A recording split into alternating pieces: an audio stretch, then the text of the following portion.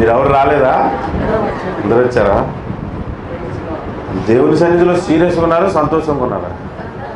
సంతోషంగా. బైబిల్లో నుంచి ఒక మాట చదువుకుందాం. మొదటిగా కొరింథీయులకు రాసిన మొదటి పత్రిక మొదటి అధ్యాయం, 1 Corinthians chapter 1. కొరింథీయులకు రాసిన మొదటి పత్రిక మొదటి అధ్యాయము 1 Corinthians chapter 1 verse 23. నేను ఇంకా వచనం చెప్పలేదమ్మా. 23.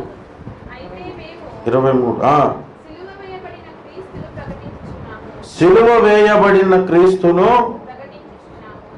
ప్రకటించుచున్నాము. చిన్న మాట ప్రార్థన చేస్తాం. కృపా సత్య సంపూర్ణుడా, జీవాధిపతి, సర్వోన్నతుడా యేసుక్రీస్తు ప్రభు, మా కొరకు సిలువలో బలి అయి మరణించి తిరిగి లేచిన మహనీయుడా, నీకు స్తోత్రాలు స్తుతులు చెల్లిస్తున్నాము. ఈ యొక్క ఉదయకాల సమయంలో ఈ ఆదివార దినమున మరొక్కసారి నీ ప్రజలతో నీ పిల్లలతో నిన్ను స్తుతించే గొప్ప భాగ్యం ఇచ్చినందుకు స్తుతులు చెల్లిస్తున్నాను. చదవబడిన లేఖన భాగములో నుంచి నేను ఏ మాటలు చెప్పాలనుకొని ఇక్కడికి వచ్చానో ఆ మాటలు కాకుండా మీ మాటలు బలముగా ఇక్కడ ప్రకటించడానికి సహాయం చేయమని యేసు పరిశుద్ధ నామమున ప్రార్థిస్తున్నాను తండ్రి, ఆమేన్. అపోస్తలుడైన పౌలు ఈ గ్రంథం రాస్తున్నటువంటి పాస్టర్ గారు, ఆ పౌలు గారు ఆ మాట ఏమని రాస్తున్నారంటే అక్కడ, మేము సిలువ వేయబడిన క్రీస్తును ప్రకటించుచున్నాము అన్నాం. ఇప్పుడు ఆ మాట మేము యేసును ప్రకటించుచున్నాము అని కూడా అనొచ్చు, కానీ సిలువ వేయబడిన యేసును ప్రకటించుచున్నాము అని ఎందుకన్నాడు? అలా అర్థం చేసుకుందాం. బైబిల్ సిలువ వేయబడిన యేసుని మేము ప్రకటిస్తున్నామని ఎందుకు అన్నాడంటే, సిలువ వేయబడని యేసులు కూడా చాలామంది ఉన్నారు. అది వాళ్ళందరూ దేవుళ్ళు కాదు. రేపల్లెలో ఈరోజు సాయంత్రం మీటింగ్ ఉంది. నన్ను ఒక ఆయన పిలిచాడు. ఆయన పేరు యేసుబాబు. ఆయన ఆరాధకుడు కాదు, ఆరాధనకు పాత్రుడు కాదు. చాలామంది యేసు ప్రభు పేరట వస్తారని బైబిల్ చెప్తుంది. ఇంకొంచెం క్లారిటీగా వివరంగా మనకు అర్థం కావటానికి అదే కొరింథీ పత్రిక 2వ అధ్యాయం, సేమ్ బుక్ చాప్టర్ 2 2వ అధ్యాయంలో 2వ వచనం, నేను యేసుక్రీస్తును అనగా సిలువ వేయబడిన క్రీస్తును తప్ప మరి దేనిని మీ మధ్య నెరుగకుందును అంటున్నాడు. అంటే సిలువ వేయబడని క్రీస్తులు అనేవాళ్ళు చాలామంది ఉంటారు. సిలువ వేయబడని యేసు పేరు కలిగిన వాళ్ళు చాలామంది ఉంటారు. ఈ మధ్యకాలంలో సూర్యాపేట ప్రాంతంలో వాక్య పరిచయకి వెళ్తే అక్కడ యేసురాజు పాస్టర్ గారు ఉన్నారు. ఆయన పేరే యేసురాజు. మనమేమో యేసురాజు వచ్చుచున్నాడని పాటలు పాడుతాం. ఆయనకు కాదు కదా పాడుతుంది. మన మనసులో ఎవరి మీద దృష్టి ఉంటుంది? సిలువ వేయబడిన యేసు మీద దృష్టి ఉంటుంది. అలాగే మీరు ఇంకొంచెం లోతుగా వెళ్తే మత్తయి సువార్త 24వ అధ్యాయంలో, మత్తయి సువార్త 24వ అధ్యాయంలో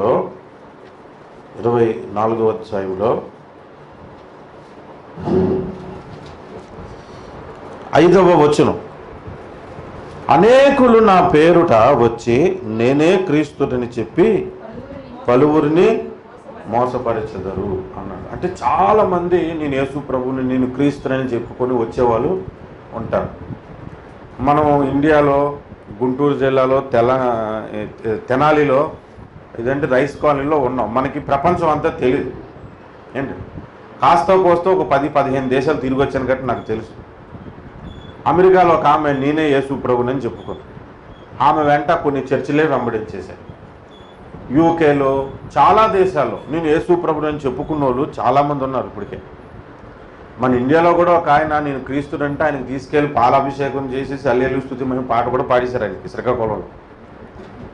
ఇలాగూ చాలామంది నేను దేవుడిని చెప్పుకొస్తాను. కానీ మీరు ఎవరిని ఆరాధించాలి? యేసునే ఆరాధించాలి. ఎవరిని ఆరాధించాలి? సిలువ వేయబడిన యేసుని మాత్రమే ఆరాధించాలి. యేసు అని పేరు పెట్టుకున్న ప్రతి ఒక్కడు యేసు కాదు. నజరేయుడైన యేసు కాదు. సిలువ వేయబడిన యేసు కాదు, మీ కొరకు ప్రాణం పెట్టిన యేసు కాదు, మిమ్మల్ని రక్షించడానికి వచ్చిన యేసు కాదు అని మనం గుర్తించాలి. ఇప్పుడు ఇంతకీ ఈ మాటను నేను ఎందుకు చదివించానంటే, సిలువ వేయబడిన యేసు అంటే ఆ సిలువలో మనకు కావలసింది ఏదో ఉంది, మనం పొందుకోవలసింది ఏదో ఉంది. ఆ సిలువ ద్వారా మనకు రావలసిన ఆశీర్వాదాలు ఏవో ఉన్నాయి. అందుకని ఈ ఉదయకాలమున సిలువ అంటే ఏమిటి అనేది మనం ధ్యానం చేద్దాం. నేను కొంచెం ఫాస్ట్గా మాట్లాడాను అనుకో, నా ఫ్రీక్వెన్సీకి మీరు అందుకుంటారు లేదో అని నెమ్మదిగా మాట్లాడుతాను. అది నాకు అలవాటు అయిపోయిన సంఘం అనుకోండి, కొంచెం ఫాస్ట్గా మాట్లాడతాను. సిలువ అంటే ఏమిటి? ప్రశ్న నాది, జవాబు మీది. ఓకే, అందరు రెడీయేనా? ప్రశ్న నాది, జవాబు మీది. ఇప్పుడు ఒక వచనం చదివిస్తాను, అందులో నుంచి ప్రశ్న నాది, జవాబు మీది.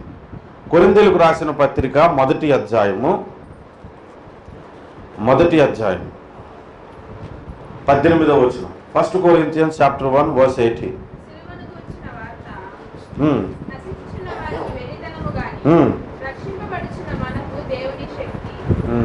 ఎవరన్నా చదివారు? మీరేనా? నువ్వా చదివా? ఓకే. సిలువ అంటే ఏంటమ్మా? చదివా కదా, ఇప్పుడు చెప్పు. దేవుని శక్తి. దేవునికి స్తోత్రం, హల్లెలూయా. ఇప్పుడు చెప్పండి, సిలువ అంటే ఏంటి? గట్టిగా చెప్పండి. శక్తి అనే విషయాన్ని కూడా శక్తిగా చెప్పట్లేదు. సిలువ అంటే దేవుని శక్తి. హల్లెలూయా, హల్లెలూయా. ఎట్లాంటి శక్తి? ఈ లోకంలో చాలా శక్తులు ఉన్నాయి. సాతాను శక్తులు ఉన్నాయి, దెయ్యపు శక్తులు ఉన్నాయి, మంత్రశక్తులు ఉన్నాయి, అలాగే ధనశక్తి, పవర్ ఆఫ్ మనీ. డబ్బు ఉంటే చాలా చేయొచ్చు, చాలా అంటే చాలా చేయొచ్చు. ఎవరి మీద అన్యాయంగా మనకి కేసేసి అని జైలు ఇరికించాలంటే డబ్బు ఉందనుకోండి, ఖర్చు పెట్టి చేసేవచ్చు. That is called power of money. Political power, రాజకీయ శక్తి. రాజకీయంలో ఉన్నాడు అనుకోండి, ఆ పవర్ ఉపయోగించుకొని మనకు అనుకూలంగా ఉద్యోగాలు వేయించుకోవచ్చు, మనకు అనుకూలంగా ఏమైనా చేయించుకోవచ్చు. అది కూడా ఒక శక్తే. బంధు బలగం అంటారు, రిలేషన్ పవర్, బంధు బలగం. మన కులవాడిని ఎవరైనా ఏదైనా అన్నారనుకోండి, ఆడికి మనం గొడవలు ఉన్నా మన అందరం ఒకటైపు అవతలను కొట్టేస్తారు కదా, అదొక శక్తి. చాలా ఉన్నాయి మనకు, మామూలు కాదు. ఈ లోకంలో చాలా శక్తులు ఉన్నాయి. ఆ శక్తులన్నిటికంటే మించిన శక్తి, ఆ శక్తి ఎక్కడుంది? సిలువ అంటే దేవుని శక్తి. హల్లెలూయా. ఇప్పుడు నేను చెప్పిన శక్తులతో కొన్ని పనులు చేయొచ్చు. ఇప్పుడు సాతాను శక్తి ఉన్నది. కొంతమందిని చచ్చిపోని ప్రేరేపిస్తే వాడు చచ్చిపోతాడు. చనిపోతారు అలాగే. 10th క్లాస్ ఫెయిల్ అయిందని చనిపోయిన వాళ్ళు ఉన్నారు, భర్త నన్ను సరిగ్గా చూడట్లేదని చనిపోయిన వాళ్ళు ఉన్నారు. చచ్చిపోదాం అన్న ఆలోచన నీకు వచ్చిందంటేనే సాతాను నేను ప్రేరేపిస్తున్నాడు, వాడి శక్తిని ఉపయోగిస్తున్నాడు నీ మీద అని అర్థం. చాలామందికి ఆ థాట్స్ వస్తుంటుంటాయి. ఒక ఆయన రోడ్డు మీద నడుచుకుంటే వెళ్తాడు, అటు నుంచి లారీ వస్తుంది, ఈయన పక్కనే నడుస్తాడు, ఫుట్పాత్ మీద నడుస్తూ ఏమనుకున్నాడు తెలియదు, లారీ రాక పక్కన గెలిచాడు లారీ మీద. తర్వాత ఏమైంది అని అంటే ఏమీ లేదు, కానీ చనిపోలేదు లేండి, బ్రతికే ఉన్నాడు. అని అన్నారు కదా. వాడిని తీసుకెళ్ళి హాస్పిటల్కి పెట్టిన తర్వాత ఏమైందిరా నీకు? డబ్బు లేదా, ఆరోగ్యం లేదా, భార్య బాగోలేదా, పిల్లలు బాగోలేదు, అంతా బాగున్నారు కదా, ఎందుకు చనిపోనుకుంటా? అసలు నేను ఎందుకు బ్రతుకుతున్నాను నాకే అర్థం కావట్లేదు, అది ఆలోచించుకొచ్చి నేను బ్రతకడం వేస్ట్ అని గెంతేశాను అన్నాను. అంటే సాతాను శక్తి అలా పనిచేస్తుంది. సాతాను రకరకాలుగా ప్రేరేపిస్తుంటాడు. మంత్రశక్తులు ఉంటాయి. ఎవరికైనా మంత్రాలు బాగా తెలుసు అనుకోండి, ఒకటి మీద మంత్ర ప్రయోగం చేస్తే వాడు వెళ్ళి అలా ఆవును కొట్టివచ్చు, లేదా భార్యను కొట్టివచ్చు, ఏమైనా చేయొచ్చు. వాడి కంట్రోల్ అంతా వీడి దగ్గర ఉంటుంది. ఇప్పుడు టీవీ ఉంటుంది కదా, అది 30,000 రూపాయల టీవీ. రిమోట్ ఎంత ఉంటుంది? 30 రూపాయలు, 100 రూపాయలు, లేదా 150 రూపాయలు, లేదా 500 రూపాయలు ఉంటుంది. ఈ 500 రూపాయలు పట్టుకుని ఆ 30,000 రూపాయల టీవీని ఎలాగైతే ఆపరేట్ చేస్తాం, మంత్రశక్తులు ఎరిగిన వాళ్ళు ఎదుటివాడి జీవితాన్ని ఆపరేట్ చేయగలరు, ఎదుటివాడి జీవితాన్ని కంట్రోల్లో తెచ్చుకోగలరు. అలాంటి శక్తుల్లో ఉన్నాయి. డబ్బు ఉన్నది, దాని శక్తి ఉంది. ఈ శక్తులన్నిటికి మించిన బలమైన శక్తి ఏదైనా ఉందంటే అది సిలువ శక్తి. దేవునికి స్తోత్రం. మనం అక్కడికే వచ్చేసాం. దేవునికి స్తోత్రం, హల్లెలూయా. ఈ శక్తి దేనికి ఉపయోగపడుతుందంటే, ఇప్పుడు నేను చెప్పిన శక్తులేవి కూడా నిన్ను పరలోకం తీసుకెళ్ళటానికి పనికిరావు. మంత్రశక్తులు ఉపయోగించి నేను పరలోకం తీసుకెళ్ళవు. సాతాను శక్తుల వల్ల నువ్వు పరలోకానికి వెళ్ళలేవు. డబ్బు ఉపయోగించి పరలోకానికి వెళ్ళవు. పొలిటికల్ పవర్ ఉపయోగించి, రాజకీయ శక్తి ఉపయోగించి నువ్వు పరలోకానికి వెళ్ళలేవు. కానీ పరలోకానికి నిన్ను తీసుకెళ్ళగలిగిన శక్తి సిలువకున్నది. దేవునికి స్తోత్రం. మీకు ఒక వ్యక్తిని పరిచయం చేస్తారు. బైబిల్లో ఉన్న వ్యక్తిని ఎవరిని పిలుస్తున్నాను అనుకోకుండా. అపోస్తుల కార్యాలు 10వ అధ్యాయంలో మొదటి వచనం మీరు చదవండి. 10వ అధ్యాయం మొదటి వచనం. Acts chapter 1 verse 10.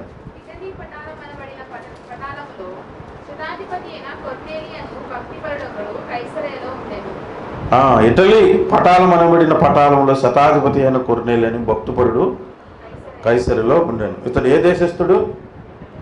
Italy దేశస్థుడు. Italy అంటే మీ అందరూ తెలుసా? మీరు వార్తలే చూస్తుంటారు కదా. కరోనా ఎక్కువ ఎఫెక్ట్ అయిపోయింది ఇటలీనే. ఫస్ట్ వేల మంది చనిపోయింది ఇటలీనే. చైనా తర్వాత ఇటలీ చనిపోయింది. ఇటలీ తర్వాత ఇప్పుడు అమెరికా.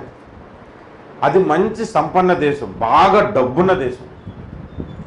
ఆ దేశంలో ఇతడు పౌరుడు అంటే బాగా డబ్బున్నాడు. అప్పుడులో మంచి పేరుగాంచినటువంటి పట్టణం అది. ఇప్పుడు కూడా అలాగే ఉంది. ఆ దేశంలో వ్యక్తి అంటే గొప్పవాడు అన్నమాట. మన వాళ్ళు కొంతమంది ఇండియాలో ఫాస్టర్స్ ఎవరైనా ఫారెన్ నుంచి వచ్చాడంటే నెల చూస్తారు తెలుసా? అది దేవదూతలు చూస్తారు ఒకసారి.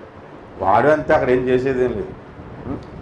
నేను సింగపూర్ నుంచి వచ్చానంటే అయ్యగారు అంటాడు. ఏం పీకుతున్నాను నేను అక్కడ? గుంటూరుడికి వైజాగ్కి వాక్యం చెప్తున్నాను. అక్కడ ఏం సింగపూర్ వాళ్ళకి ఏం చెప్పట్లేదు నేను వెళ్ళి. పాపం చాలా మంది సింగపూర్ వస్తారు, ఒక సాక్ష్యం చెప్తారు, ఒక పాట చెప్తాడు, అంతర్జాతీయ ప్రసంగికుడని వేసేసుకుంటారు, ఇంటర్నేషనల్ స్పీకర్ అని. అక్కడికి వచ్చి ఏం చెప్తారు అనుకున్నావు? ఓ గుంటూరు ఓ విజయవాడ వరకు వాక్యం చెప్తాడు అంతే. ఓ చైనా వాళ్ళు చెప్పి రక్షణ నడిపించేది కూడా ఉండదు. నేను సువార్త చెప్పి ఒక్క చైనా వాడిని కూడా నడిపించలేదు. 20 సంవత్సరాలు అక్కడ ఉన్నా. నేనే ఇంటర్నేషనల్ స్పీకర్ని కాదు కదా. మనకు చాలామంది ఫారెన్ నుంచి వచ్చాడంటే వాడిని ఒక వింతగా మనం చూస్తాం. ఇప్పుడు ఈయన ఇటలీ దేశస్తుడంటే మరి ఈయన కూడా చాలా గొప్పవాడు. మరి ఆయన గురించి ఇంకొన్ని మాటలు మీరు ఒక్కొక్కటి ఆలోచిస్తే, అతడికి బాగా డబ్బు ఉంది. ఎంత డబ్బు ఉందంటే ఇంట్లో పనోలే ఉన్నారు. పనోడు కాదు, ఒక పనోడిని పెట్టుకుంటే 3,000 రూపాయలు జీతం ఇవ్వాలి, 4,000 రూపాయలు ఇవ్వాలి. పనోలే ఉన్నారంటే నేను అంత డబ్బు ఉందో తెలియదు. బాగా బలిసి కొట్టుకుంటున్నాడు అంటారు కదా మీ సైడ్, అలాగే అంటారు. మరి మా సైడ్ అయితే అలాగే అంటారు, బాగా బలిసి కొట్టుకుంటున్నాడు అంటారు. బాగా డబ్బు ఉంది దీనికి, ధనవంతుడు. ఈయన బహు ధర్మాలు చేశాడంట, దాన కార్యాలు చేశాడంట. 2వ వచనంలో ధర్మములు చేయొచ్చు, ఎల్లప్పుడూ దేవునికి ప్రార్థన. బహుధర్మములు అంటే మీరు కొద్దిగా ఉందనుకోండి, అడుక్కున్నాడు కనబడితే మీరు ఇస్తే 2 రూపాయలు 5 రూపాయలు ఇస్తారు మీ స్టేటస్ తగ్గట్టుగా. అదే కొంచెం బాగా బలిసినాడు అనుకోండి 100 రూపాయలు ఇచ్చేస్తాడు అడుక్కున్నాడు కదా. అలాగనమాట. బాగా దాన ధర్మాలు చేద్దంటే బాగా డబ్బు ఉంది. ఇందు గురించి మొట్టమొదటి నుంచి మంచి డబ్బున్న దేశస్థుడు, రెండోది బాగా డబ్బు ఉంది, మూడో దాని గురించి ఏం చెప్పుకోవాలి తెలుసా? మంచి మనసున్న వ్యక్తి. మనకి ఎంత డబ్బు ఉన్నా పక్కడు సహాయం చేయడం చేతులు రావు, నిజంగానే రావు. మా కంపెనీలో ఒకడు ఉన్నాడు, వాడికి ఎప్పుడు బోల్ డబ్బులు వస్తాయి. ఎక్కడికైనా నేను తినడానికి వెళ్ళాము అనుకోండి, జోబులో చేయి పెడతారు, రాదు బయటికి రాదు. 1-2 సార్లు గమనించి లోపల గమ్మేమన్నా ఉంది ఎట్రా, ఎప్పుడు చేయి లోపలికి బయట రాదని బయటకు తీపిచ్చాను నేనే. అలాగంటే బయట నువ్వు ఇచ్చేతనం తీయట్లేదన్న. ఎదుటివాడికి 1 రూపాయి ఖర్చు పెట్టే మనసు ఉండదు, ఒక పేదవాడు ఖర్చు పెట్టే మనసు ఉండదు. ఈయనకు ఆ మనసు ఉంది, అంత డబ్బు ఉన్నా కూడా. అంటే మరి ఎంత మంచి మనసు కదా అది. ఇప్పుడు ఆయన గురించి ఎన్ని విషయాలు చెప్పుకున్నాం? మీకు అర్థమవుతుంది వాక్యం, అర్థమవుతుంది కదా. ఎన్ని విషయాలు చెప్పుకున్నాం? ఆయన ఇటలీ దేశస్థుడు, బాగా డబ్బున్నాడు, మంచోడు, దేవుని యందు భయభక్తులు కలిగిన వ్యక్తి. ఎంత డబ్బున్నా కొంతమందికి భయం భక్తి ఉండదు. ఈయనకు అది కూడా ఉంది. విచిత్రం, భయం ఉంది, భక్తి కూడా ఉంది. కొంతమందికి ఈ విషయంలో కూడా ఒక విషయం చెప్పండి, కొంతమందికి భయం ఉంటే భక్తి ఉండదు, భక్తి ఉంటే భయం ఉండదు. కొంతమందికి దేవుడు అంటే భయం ఉంది కాబట్టి పాస్టర్లు కానీ విశ్వాసులు కానీ ఇతర గుళ్ళకి వెళ్ళే వాళ్ళని ఏం అనరు, కానీ అది భక్తి కూడా చేయడు. అడిగి దేవుడు అంటే భయం ఉంది. కొంతమందికి భక్తి ఉంటుంది, భయం ఉండదు. చర్చికి వచ్చి చర్చిలోనే రాజకీయాలు చేస్తారు, అంటే వీళ్ళకి భయం ఉండదు. భక్తి ఉంది, ప్రార్థన చేస్తారు, పాటలు పాడతారు, కానుకలు వేస్తారు, అన్నీ ఉంటాయి, కానీ భయం ఉండదు. ఈయనకు 2 ఉన్నాయి. భయం ఉంది, భక్తి ఉంది, ఇతరులకు సహాయం చేసే గుణం ఉంది. దీనికి ఇంకోటి ఏంటంటే దైవ సేవకులు ప్రేమించే లక్షణం కూడా ఉంది. పేతురుని ఇంటికి పిలిపించుకున్నాడు వాక్యం చెప్పటానికి. ఇతనికి ఇంకా దేవదూత దర్శనం కూడా చూశాడా లేదా? ఆయన ప్రార్థన చేస్తుంటుండగా దేవదూత వచ్చి కనబడ్డాడు. ఎప్పుడైనా మన బ్రతుకులకు దేవదూత కనబడ్డా? ఎప్పుడైనా కనబడ్డాడు చెప్పండి? ఏదో మనం ప్రార్థన చేసుకుని కళ్ళు మూసుకుని ఒక గంట కళ్ళు మూస్తాం గట్టి ఇలా చిన్న తీగని చిన్న వెలుగు అని కొట్టేసుకుంటాం తప్ప ఏం లేదు మాకే. మన ఫీలింగే దేవదూత కనబడిపోయాడు, దేవుడు కనబడిపోయాడు. మాకు ఎప్పుడు కనబడ్డా? వీరికి దేవదూత కనబడు. మంచిదమ్మా, నాకు కూడా అప్పుడప్పుడు కనబడుతుంటారు దేవదూత. కొంతమంది నిజంగా కనబడతారు, కాదని అంటలే. ఈయన కనబడ్డాడంటే ఆమె కనబడ్డాను కాదు అతను. మనకంటున్నా చాలామందికి ఎంత ప్రార్థన చేసినా దేవదూతలు కనబడు. అంటే ఇది ఎంత మంచి భక్తిపరుడు, దర్శనాలు వచ్చే అనుభవం ఉంది. ఇప్పుడు 2 విషయాలు చెప్పాను ఆయన గురించి. మంచి దేశస్థుడు, ధనం ఉంది, మంచి మనసు కలిగిన వాడు, దాన ధర్మాలు చేస్తున్నాడు, భయభక్తులు కలిగిన వాడు, ప్రార్థనాపరుడు, బహు ప్రార్థనాపరుడు ఆయన. అసలు ప్రార్థన దేవుని యొద్దకు వెళ్ళిపోయింది. అసలు మన ప్రార్థనలో 1000 ఇప్పుడు వరకు మనం ప్రార్థిస్తే అందులో 900 ఎల్లుండవు. ఆయన ప్రార్థనలు దేవునికి జ్ఞాపకార్థంగా వెళ్ళిపోయాయంట. అంటే దేవుడు మర్చిపోదామన్నా మర్చిపోవడానికి అవకాశం లేదు, అలాంటి ప్రార్థన చేస్తాడు. మన ప్రార్థనలు మర్చిపోతాడేమో దేవుడు, కానీ ఆయన ప్రార్థన మర్చిపోవడం కూడా అవకాశం లేదు. ఇంకా చూస్తే దైవజనుడు ఇంటికి వచ్చేసరికి ఇంట్లో 25వ వచనమా 26 చూడండి, 27వ వచనం. అతనితో మాట్లాడుచు లోపలికి వచ్చి అనేకులు కూడి ఉండుట చూచెను. అంటే పేతురుని దైవ సేవకుడిని ఇంటికి పిలిచేసరికి కొర్నేలు ఏం చేశాడు? అనేకుల్ని ఇంట్లో పెట్టారు తెచ్చి. అంటే అనేకులు అంటే అసలు ఎంతమంది? అది ఇప్పుడు మన చర్చిలో ఎంతమంది ఉన్నారు? అనేకులు అని అను. అక్కడ ఎంతమంది వచ్చి ఉంటారంటే 30 మంది వచ్చి ఉంటారు, 40 మంది వచ్చి ఉంటారని చెప్పుకుంటారు. అనేకులు అంటే ఆయన ఎంత పెద్ద కొంపం, అది పెద్ద ఇల్లు అయింది కదా, అంత పెద్ద ఇల్లు ఉంది. మనం ఎంత భక్తి చేసినా ఇంకా సొంత ఇల్లు లేవు మనలో చాలామంది. ఉన్నో ఉపయోగం లేనట్టు కూడా ఉంటారు కొంతమంది నాలంటూ. చూడండి, ఆయనకి ఇల్లుంది, ఇంట్లో అనేకులు కూర్చి తీసుకొచ్చాడంటే ఎంతమందిని దేవుని దగ్గర నడిపిస్తున్నాడో చూడండి. మీరు ప్రతి వారం మీరే వస్తున్నారు, ఇంకొకరు తెస్తున్నారో లేదో నాకు తెలియదు. దీన్ని తెచ్చేశాడు ఒకసారి పోవటానికి. మీరు ప్రతి వారం వస్తున్నా మీ బంధువులు తెచ్చుకోలేకపోతున్నారు, మీ స్నేహితులు తెచ్చుకోలేకపోతారు. అసలు మీరే టైంకి రాలేకపోతున్నారు. ముందు మీరే చాలామంది టైంకి రాలేకపోతారు. ఈయన ఎంత మంచి భక్తిపరుడు అండి, ఎంత డబ్బు ఉంది, ప్రార్థనాపరుడు, దేవుని యందు భయభక్తులు కలిగిన వాడు. అయినా ఈయనకి రక్షణ లేదు. ఉందా? లేదు.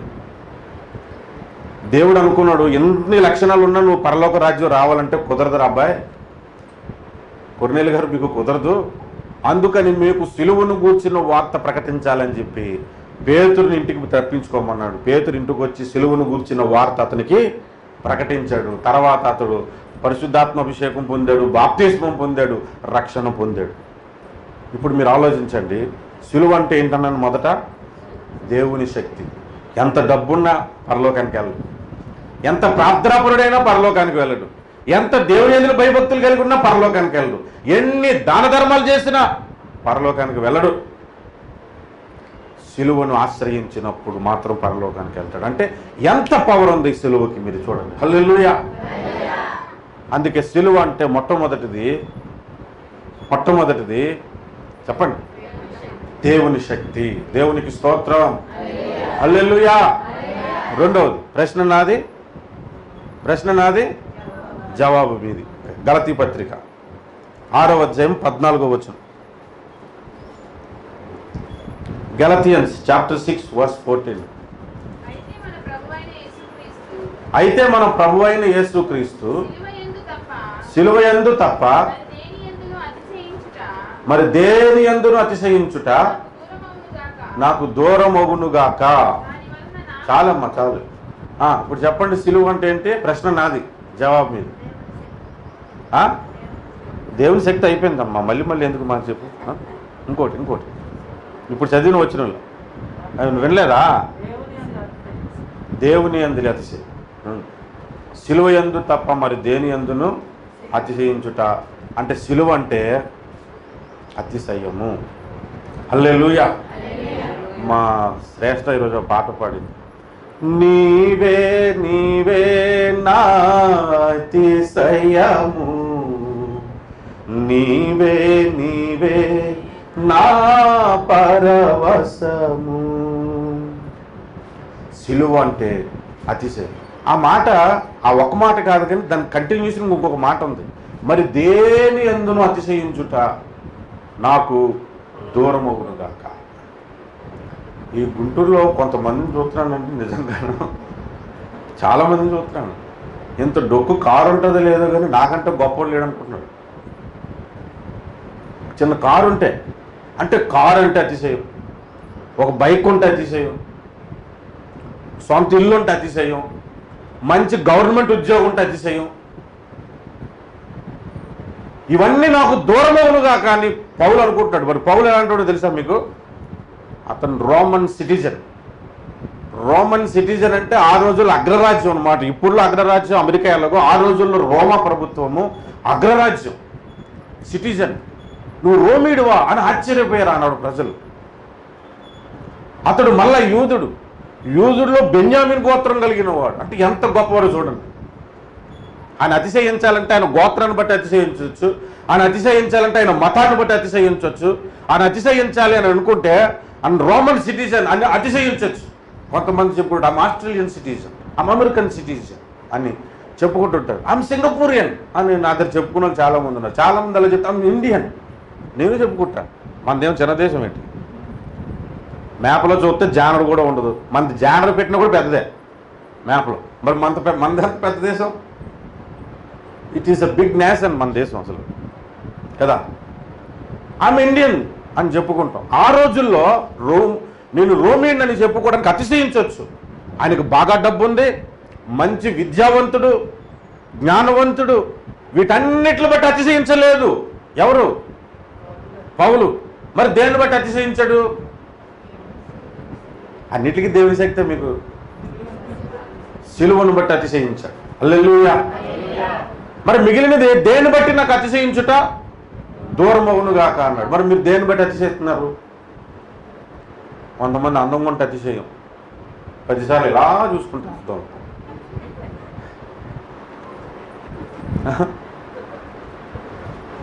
అందం ఉంటే అతిశయం, కొంతమందికి డబ్బు ఉంటే అతిశయం. మా మేనమామ ఒకడు ఉండేవాడు అన్నమాట, ఒక 20 ఏళ్ళ కిందట అనుకుంటా. అప్పుడులో 50 రూపాయల నోటుకి బాగా విలువ ఉంది, లేదు ఇప్పుడు లేదు. రెడ్ కలర్లో ఉన్న 50 రూపాయల నోటు, కొత్త నోటు, ఇలా అలాగంటే టక్ అని సౌండ్ అవుతుంది అన్నమాట. దాన్ని ఇలా మడత పెట్టి వైట్ సెట్ వేసి ఇలా పెట్టి కనబడేటట్లుగా ఇలా అనుకుంటాడు, అందరు కనబడలేదు అంటే ఆయనకి అక్కడే దొరదేస్తుంది. అప్పుడు అంటే నాది 50 రూపాయలు ఉంది, నాది 50 రూపాయలు ఉందని. అతిశయం, ఎంత అతిశయం తెలుసు ఒక్కొక్కరికి. క్రైస్తవుల్లో మనోళ్ళకు కూడా ప్రార్థనాపరుడు అంటే అతిశయం. పౌలు ఎప్పుడైనా ప్రార్థనాపరుడు అని అతిశయించాడా? ఆయన చెప్పుకోలేక ఒకసారి మాత్రం ఒక మాట అన్నాడు, నాకు చాలా దర్శనాలు వచ్చే అతిశయించుట తగదు కానీ తప్పలేదు మరి అని చెప్పుకున్నాడు. అంతే తెలుసా మాట మీకు? తెలుసంటే మళ్ళీ ఎందుకులే గొడవలు మనకి. కొరింథీయులకు రాసిన పత్రిక 12వ అధ్యాయం 1వ వచనం, 2వ పత్రిక 12వ అధ్యాయం 1వ వచనం.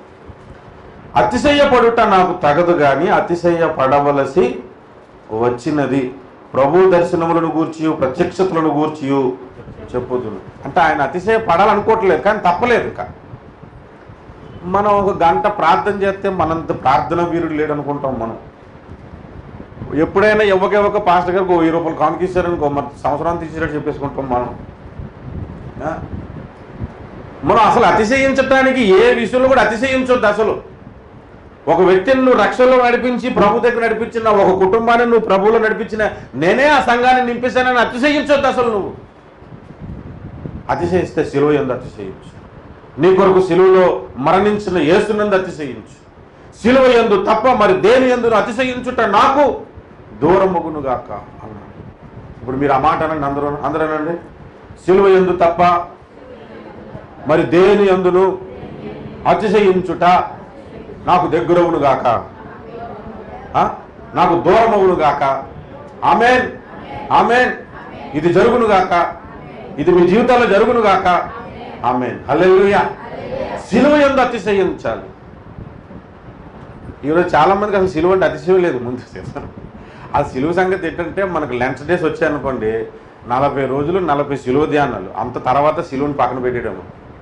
ఆ 40 రోజులు అది ప్రసంగం టైంలోనే సిలువని మొత్తం తర్వాత వదిలేస్తాము. సిలువ అంటే అతిశయం. మూడో విషయానికి రెఫరెన్స్ నేను చెప్తాను నేనే విన్నాను. ఒకప్పుడు సిలువ అంటే యేసు ప్రభు సిలువలో మరణించటానికి ముందు, యేసు ప్రభు సిలువలో మరణించిన తరువాత.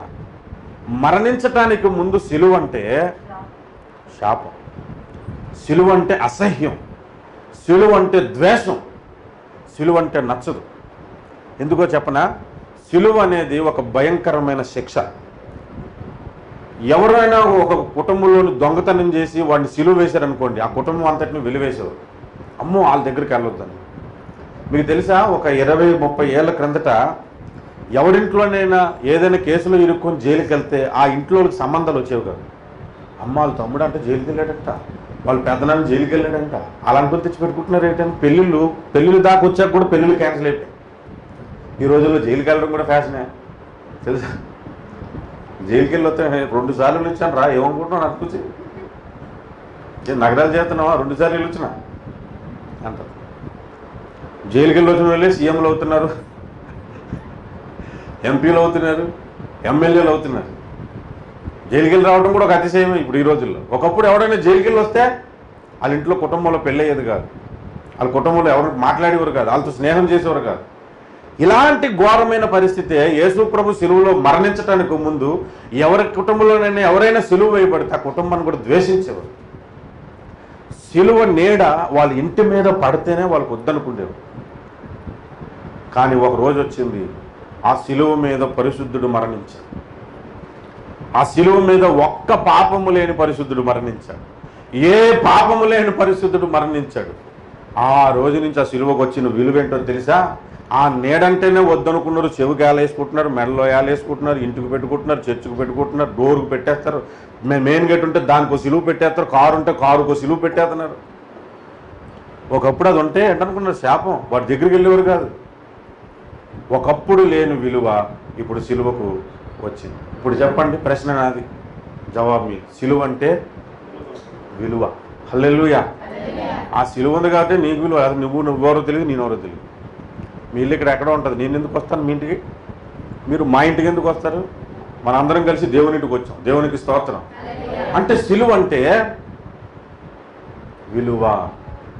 3 విషయాలు చెప్తాను. 1, 2 అతిశయం, 3 విలువ. 4వ విషయం బైబిల్లోంచి, 4వ విషయం కొలసీలకు రాసిన పత్రిక 1వ అధ్యాయము 19వ వచనం. కొలసియన్ చాప్టర్ 1 వర్స్ 19.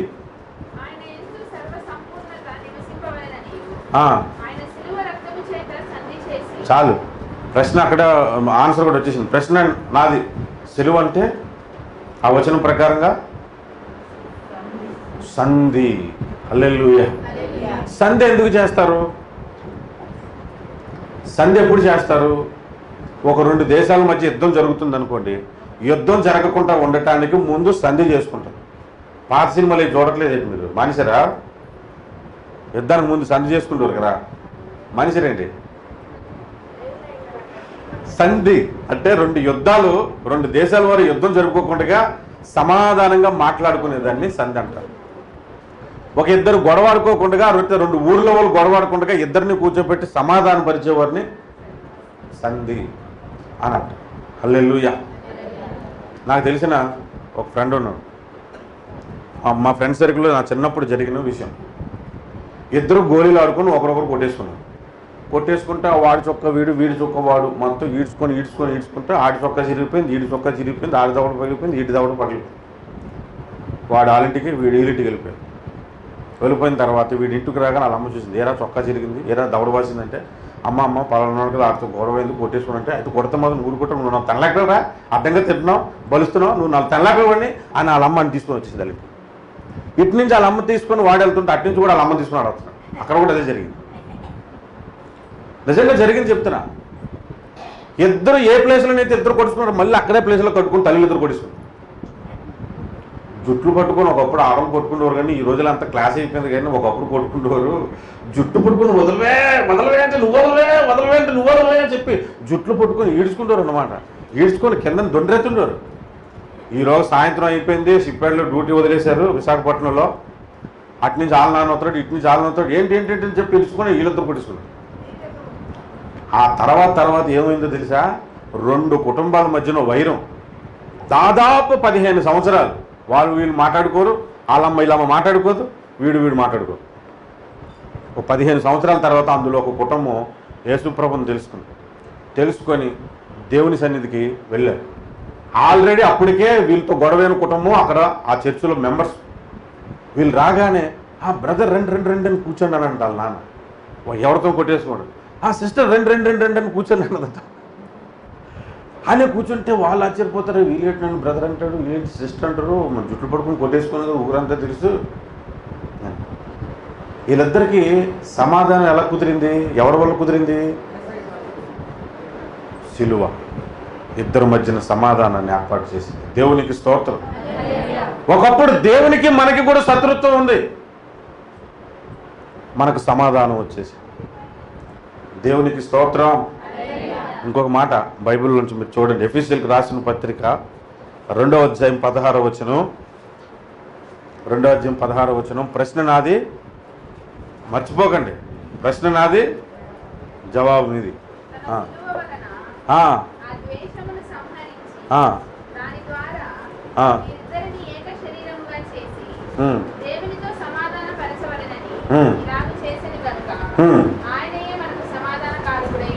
హల్లెలూయా. ప్రశ్న నాది. సిలువ అంటే సమాధానం. దేవునికి స్తోత్రం. హల్లెలూయా.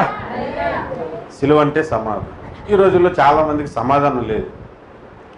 సమాధానంలో 2 రకాలు. ఒకటి మనుషులతో సమాధానం, 2 దేవునితో సమాధానం. దేవునితో సమాధానం పడటం గురించి ఒక విషయం చెప్తాను. మీరు ఎన్ని దాన ధర్మాలు చేయండి, దేవునితో సమాధానం పడవు.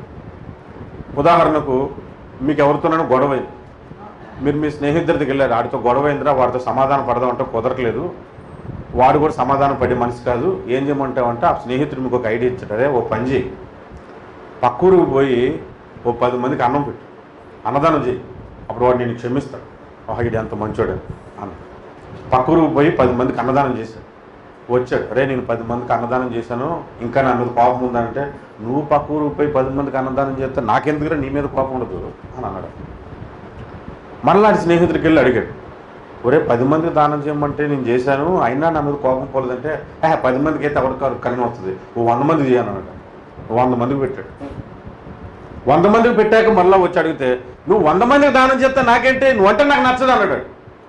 మరలా స్నేహితుడి దగ్గరికి పోయి అడిగాడంట, 100 మందికి పెట్టినా కూడా నన్ను కరుణించాడంటే ఓ పంచి ఊరంతకు పెట్టానట. పాపం వీడు ఆస్తులు అమ్ముకుని ఊరంతా పెట్టాడు, అయినా అడిగి క్షమించట్లే. నాలాంటి వాడి దగ్గరికి వచ్చి అడిగాడు, ఒరే క్షమాపణ కావాలంటే నువ్వు ఊరిలోకి వెళ్ళి దాన ధర్మాలు చేస్తావు కదా, ఆడి దగ్గరికి పోయారా, నన్ను క్షమించరా బాబు నీకు దండం అని చెప్పి అడిగి అని అన్నాను. వాడి దగ్గరికి వెళ్ళి నన్ను క్షమించు, నేనే తప్పు చేశాను, వాడు నేను క్షమించేస్తాడు. అప్పుడు క్షమాపణ దొరికింది. ఇప్పుడు అర్థమేంటో చెప్తాను చూడండి, నువ్వు ఎన్ని దాన ధర్మాలు చేసినా పరలోకానికి యోగ్యుడు కాదు, దేవునితో నీకు సమాధానం కుదరలే. నీకు సమాధానం కావాలంటే సిలువ యొద్దకు వచ్చి, ప్రభువా నా కొరకు నువ్వు సిలువలో మరణించావు, నీతో దేవునితో నాకు సమాధాన పరచడానికి మరణించావు, నిన్ను అంగీకరిస్తున్నాను, నా కొరకు నువ్వు సిలువలో మరణించావు అని చెబితే సమాధానం పడుతుంది నీకు, దేవునికి కదా. ఇది దేవునితో సమాధానం పడాల్సింది. నువ్వు దాన ధర్మాలు చేయొద్దు సమాధానం కొరకు. దాన ధర్మాలు మంచి పేరు కొరకు చేయి, 10 మంది దగ్గర మంచి మెప్పు కొరకు చేయి, మదర్ తెరిసా అవార్డు కొరకు చేయి, నేషనల్ అవార్డు కొరకు చేయి. కానీ నువ్వు దాన ధర్మాలు చేస్తే ఎంత డబ్బు ఖర్చు పెట్టినా, ఎన్ని గుళ్ళు గోపురం తిరిగినా, చర్చిలకు వచ్చినా, మసీదులకు వెళ్ళినా పరలోకం నీకు దొరకదు. ఎందుకంటే సిలువలో నలిగిపోయిన యేసయ్యతో నీకు సమాధానం పడాలి, దేవునితో నీవు సమాధానం పడాలి. రెండవది మనుషులతో సమాధానం పడాలి. హల్లెలూయా. ఒక చర్చిలో ఒక పాస్టర్ గారు అంటే నచ్చని 2 సంఘ పెద్దలు ఉన్నారు. సంఘంలో పెద్దలే 2 కూడా, కానీ పాస్టర్ గారు అంటే నచ్చదు. పాస్టర్ గారికి కూడా 2 అంటే నచ్చదు. అది వాళ్ళు చర్చి మానరు, పాస్టర్ గారు అంటే చర్చి మానలేడు. పాపం ఆయన మాత్రం పాస్టర్ గారే చర్చి మానలేదు, ఏం బాగుంటుంది పాపం. ఇలాగే గడిచిపోతుంది. 15 ఏళ్ళు చర్చి ఇలా రన్ అయిపోయింది. ఈయన ఎప్పుడు ప్రసంగం చేసినా ఇద్దరు దృష్టిలో పెట్టుకొని ప్రసంగాలు ప్రిపేర్ చేసుకుంటాడు, ప్రసంగాలు కొట్టేస్తాడు మొత్తం. వాళ్ళిద్దరు ఎప్పుడు మనకు అరిచిన వాళ్ళే కదా, మనం ఎప్పుడు ఎన్నిసార్లు వెళ్ళలేదు, అరుచుకోవడం మనకెందుకు అని వదిలేస్తాం రాదు. ఒకరోజు వయసు అయిపోయింది పాస్టర్ గారికి. వయసు అయిపోతే పాస్టర్ గారు పాపం హాస్పిటల్ తీసుకెళ్లారు. డాక్టర్స్ చేతులు ఎత్తేసారు, అయ్యా ఇంక మేము బ్రతికించలో, వయసు అయిపోయింది, ఇంకెన్ని ట్యాబ్లెట్లు వేసిన బ్రతకడు, మహా అయితే గంటలే, రోజు లేదా 2 రోజులు చనిపోతాడు, మీరు మీ ఇంటికి తీసుకెళ్ళిపోండి అన్నారు. పాపం ఇంటికి తీసుకొచ్చారు, చర్చిలో పడుకోబెట్టారు. విశ్వాసులు ఒకరి తర్వాత ఒకరు వస్తున్నారు, ఏడుచిన వాళ్ళు ఏడుతున్నారు, ప్రార్థన చేసిన వాళ్ళు ప్రార్థన చేస్తున్నారు. అన్నీ అయిపోయిన తర్వాత పాస్టర్ అమ్మను పిలిచాడంట. లరా పాస్టర్ అమ్మ గారి దగ్గరకు వచ్చారు. మన సంఘంలో 2 ఉన్నారు కదా నేనంటే నచ్చని వాళ్ళు, వాళ్ళిద్దరికి ఫోన్ చేసి రమ్మని చెప్పాను. పాస్టర్ అమ్మ గారికి ఇప్పుడు వాళ్ళు కూడా నీకెందుకయ్యా అన్నాడు. పాపం వాళ్ళిద్దరికి ఫోన్లు చేసి, ఇద్దరికి ఫోన్లు చేస్తే వాళ్ళిద్దరు ఒకరికొకరు ఫోన్లు చేసుకున్నారు. ఏదా పాస్టర్ అమ్మ గారు ఫోన్ చేశారు నీకు అంటే, ఫోన్ చేశారంటే ఏం వెళ్తావేంటి అంటే, ఇల్లు వచ్చేదాన్ని బాగుంది, మళ్ళీ అందరి నుంచి అడ్డైపోతాం, నేను మాత్రం క్షమిస్తానేంటి అని ఇద్దరు మాట్లాడేసుకున్నాను. ఊరికే అదేంటి కంటి తుడుపు కొరకు అంటారు కదా, అలాగ వచ్చాడన్నమాట ఇద్దరు. అటోకుడు ఇటోకుడు నిల్చున్నాడు సంఘ పెద్దలు. వాళ్ళిద్దరు ఏమనుకుంటున్నారంటే, పాస్టర్ గారికి చనిపోయే సమయం కాబట్టి నన్ను క్షమించు అని అంటాడు, సమాధానం పడ్డానికి అంటున్నారు, నేను క్షమించకూడదు అని ఇద్దరు డిసైడ్ వచ్చారు. కానీ పాస్టర్ గారు ఏమన్నారు తెలుసా, దగ్గరికి వచ్చిన తర్వాత వాళ్ళిద్దరిలో ఒకరు అన్నాడు, అయ్యగారు మమ్మల్ని పిలిచారట ఎందుకనంటే, ఏమి లేదు బాబు, యేసు ప్రభు సిలువలో చనిపోయేటప్పుడు 2 దొంగల మధ్య చనిపోయాడు, మీ ఇద్దరి మధ్య నేను చచ్చిపోవాలనుకుంటున్నాను అన్నాడు. మీ ఇద్దరి మధ్య నేను చచ్చిపోవాలనుకుంటున్నాను అన్నాడు. అప్పుడు కూడా పాస్టర్ గారికి క్షమించవలసి లేదు, పాస్టర్ గారికి లేదు, విశ్వాసులకి లేదు. కానీ సిలువను కూర్చుని పాటలు పాడతాం, సిల్వలో నాకై కార్చెను యేసు రక్తము, అలా దారిలో వచ్చి ప్రభువులు తీసుకుని వెళ్ళిపోతాం. కానీ పక్కోడు కూడా క్షమించాం మనం. సిలువ అంటే సమాధానం. ఎన్ని చెప్పాను, ఎన్నో చెప్పావు, బొంద ఇంట్లో చిగునుంది. ఎన్ని చెప్పాను, పోను లెక్క పెట్టుకోండి ఒక్కొక్కటి. ఫస్ట్ది సిలువ అంటే శక్తి, 2 అతిశయం, 2 3 విలువ, 4 5 సమాధానం. 5 చెప్పేశాను చాలు, మనం మోతేసదా 5 విషయాలు చెప్పా. దేవునికి స్తోత్రం, హల్లెలూయా హల్లెలూయా. ఇంకొక మాట కూడా బైబిల్ నుంచి చూద్దాం. కొలస్సీలకు రాసిన పత్రిక 2వ అధ్యాయం 15వ వచనం.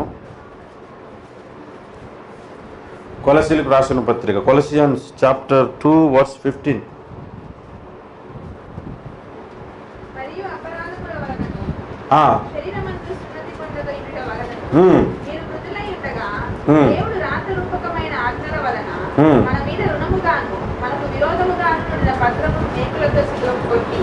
దాని మీద చేవ్రాతను విడిచివేసి అడ్డము లేకుండా దానిని ఎత్తివేసి మన అపరాధములన్నిటినీ క్షమించి ఆయనతో కూడా మిమ్మల్ని జీవింపజేసాను.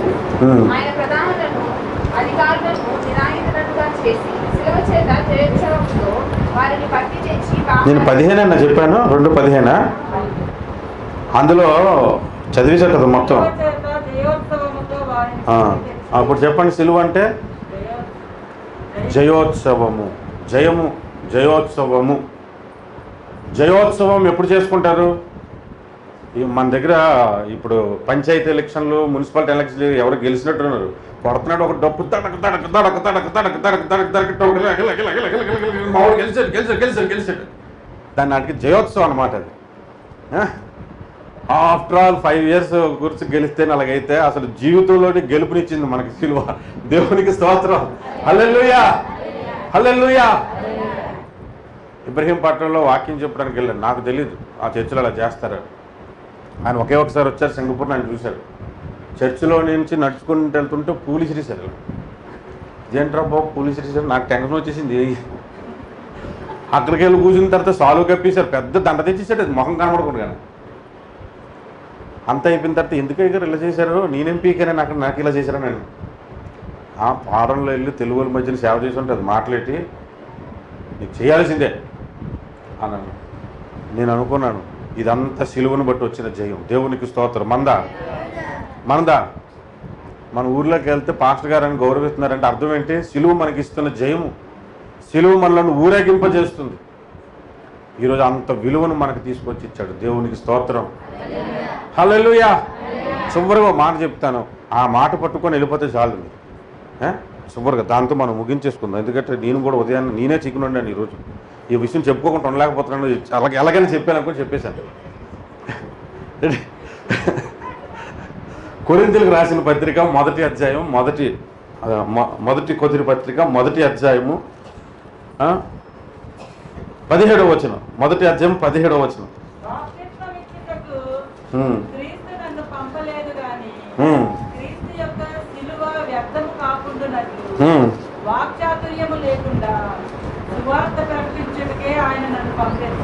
ప్రశ్న నాది, జవాబు మీది. చెప్పండి ఇప్పుడు సిలువ అంటే ఏంటి? వ్యర్థము కానిది. సిలువ అంటే అసలు ఆ సిలువ అనేది నీ జీవితంలో అసలు వ్యర్థం కాదు అది.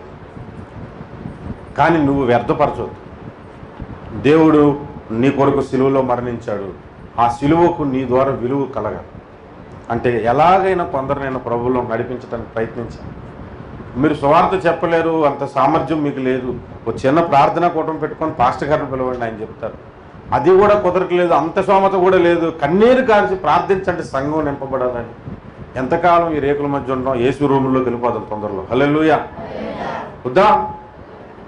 వద్దా లేదు, పెద్ద చర్చ్ కట్టేసుకుందాం. హల్లెలూయా.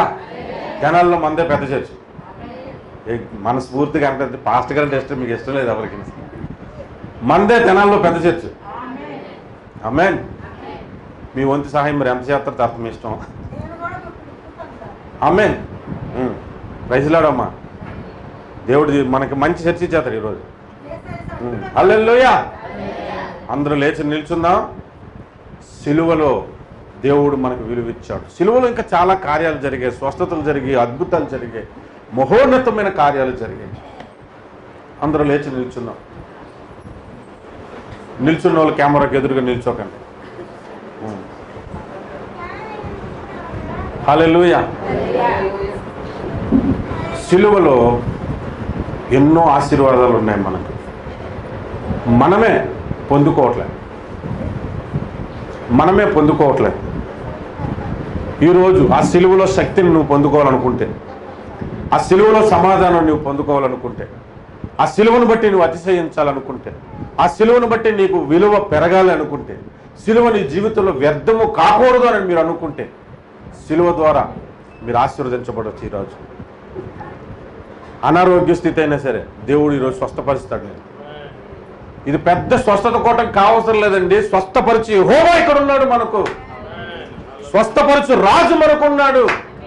నిన్ను బాగు చేయగల సమర్థుడు, శక్తిమంతుడైన దేవుడు మన దగ్గర ఉన్నాడు. నీ పరిస్థితిని బాగు చేయగలిగిన దేవుడు మన యొద్ద ఉన్నాడు. ఎంతకాలం ఇదే జీవితంలో నువ్వు ఉంచడు. నిన్ను అలా ఉండటానికి దేవుడు నన్ను పిలవలే. నీ పరిస్థితి మారుస్తాడు. మనం నమ్మక, సిలువ యందు నమ్మిక ఉంచక, సిలువను ఆశ్రయించక, సిలువలోని శక్తిని మనం పొందుకోలేకే మనకు ఆశీర్వాదాలు దూరం అవుతున్నాయి. ఈరోజు పొందుకోవటానికి వచ్చిన మీ అందరూ కూడా 2 చేతులు పైకెత్తి కళ్ళు మూసుకో. బైబిల్స్ పక్కన పెట్టండి, పర్వాలేదు. మొదటిగా మీ సంఘ కాపురి కొరకు ప్రార్థించండి. ఈ సంఘం మాకు సరిపోదు ప్రభువా, ఇంకొక 500 మంది పట్టే సంఘం మాకు కావాలి. ప్రార్థన చేయండి. హల్లెలూయా. ప్రార్థించండి, బిగ్గరగా ప్రార్థించండి, ప్రభువుని ఘనపరచండి. హల్లెలూయా. స్తోత్రం. యేసునికి స్తోత్రం, పరిశుద్ధుడానికి స్తోత్రం. మీరు ఎవరికైనా స్వస్థత కావాలా, ప్రభు దగ్గర ప్రార్థించండి. సిలువలో గొప్ప శక్తి దేవుడు ఈరోజు రిలీజ్ చేస్తున్నాడు. అద్భుతమైన హీలింగ్ దేవుడు నీకు ఇస్తున్నాడు. హల్లెలూయా. సిలువలో నీ సమస్య పరిష్కారం జరుగుతుంది. నీ ఆర్థిక సమస్య పరిష్కారం జరుగుతుంది. సిలువలోని శక్తిని పొందుకొని మనం బయటికి వెళ్తాం. సిలువను ఆశ్రయించిన వారమైతే సిలువలోని పవర్ని మనం ఈరోజు రిసీవ్ చేసుకున్నాం. హల్లెలూయా, స్తోత్రం. పరిశుద్ధ రాజా స్తోత్రం. కృపగల దేవా నీకు స్తోత్రం. ఇదిగో నాయన, చిన్నపిల్లలు, పెద్దలు, వృద్ధులు ఎందరో ఇక్కడ ఉన్నారు. వీళ్ళందరినీ మీరు జ్ఞాపకం చేసుకోనండి. మీ దీవెనలతో నింపండి, మీ బలముతో నింపండి, మీ శక్తితో నింపండి. మీ సిలువ రక్తము చేత కడిగి, ప్రతి అతిక్రమమును కడిగి, దోషమును కడిగి, గొప్ప ఆశీర్వాదములతో ప్రతి కుటుంబమును నింపండి. ఒకరు 1000 మంది ఒగినట్లు చేయండి ప్రభువా. ఈ తెనాలి ప్రాంతమును మాకు అప్పగించమని ప్రార్థిస్తూ ఉన్నాము. నీ సేవకుని బలపరచండి, వందల వేల ఆత్మలను నడిపించండి నాయన. గొప్ప మందిరమును ఏర్పాటు చేయండి ప్రభువా. నీ కొరకు జయోత్సవము కలిగిన సంఘము కట్టడానికి సహాయం చేయండి. యేసు నామములో ప్రార్థిస్తున్నాము తండ్రి, ఆమేన్. ప్రతి అవకాశం కూడా దేవుని సన్నిధిలో చేయటానికి ఇష్టపడు. అది పెద్దదా చిన్నదా? దేవుడికి నువ్వు డిగ్రీ చదివావా, అసలు చదువుకున్నావా లేదా? పౌలు భయపడ్డాడంటే పౌలకు ఆధ్యాత్మిక జీవితపు లెవెల్ ఏంటో తెలుసా? సైతాను మోసం ఏంటో గమనించగలిగినంత జ్ఞానం ఆయన. దేవునికి భయపడదాం. పరిస్థితుల ద్వారా దేవుడు మనందరితో మాట్లాడుతున్నాడు కాబట్టి ఆయన మాటకు విధేయులమై, చిన్నమంతా భయపడకూడదు, దేవుని రాజ్యం అనుగ్రహించుటకు ఆయన చిత్తమై ఉన్నదన్నాడు. దాని కొరకు ప్రార్థిస్తున్నావా? ఆత్మలో దీనులైన వారు ధన్యులు, పరలోక రాజ్యము వారిదన్నాడు. దాని కొరకు నువ్వు ప్రార్థిస్తున్నావు.